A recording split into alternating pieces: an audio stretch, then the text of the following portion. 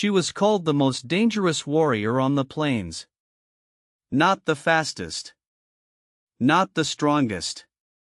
The most dangerous. And she was a woman the U.S. government said couldn't exist.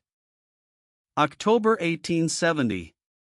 The Blackfoot Confederacy controls a territory stretching from the Rocky Mountains to the Saskatchewan River. And in the middle of it all rides a woman named Piikani, a name that would soon be replaced by one that struck fear into enemy nations. Born around 1825 into the Piikani band of the Blackfoot Confederacy, Piikani grew up in a world where women held enormous power, but not usually on the battlefield.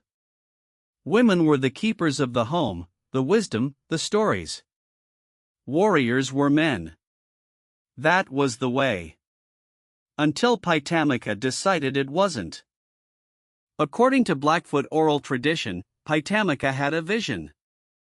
A warrior spirit came to her in a dream and told her, "You will be a great warrior. Your name will be spoken of for generations." When she woke, she took her father's weapons and rode out to join a war party heading south against the Crow Nation. She didn't just join the war party, she led it. In battle after battle, Piikani proved herself the most skilled fighter among them. She counted coups touching an enemy in battle without killing them, the highest honor. She captured horses.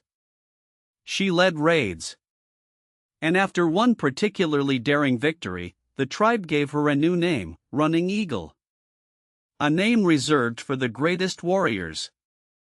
But here's what makes her story extraordinary: she wasn't just a warrior. She was a leader. She organized war parties.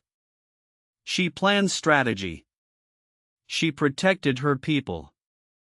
And she did all of this in a time when the Blackfoot were facing increasing pressure from European settlers, disease, and the near extinction of the buffalo. Around 1878, Running Eagle was killed in battle defending her people. The details vary by account. Some say she died fighting the Crow, others say it was a different enemy.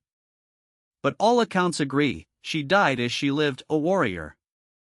Her story was preserved through Blackfoot oral tradition, passed down through generations. But for over a century, mainstream historians dismissed her as myth or legend. It wasn't until Blackfoot scholars and elders insisted on the truth that the wider world began to listen. This is why we tell these stories. Because they're not myths. They're history. Real people. Real courage. Real sacrifice.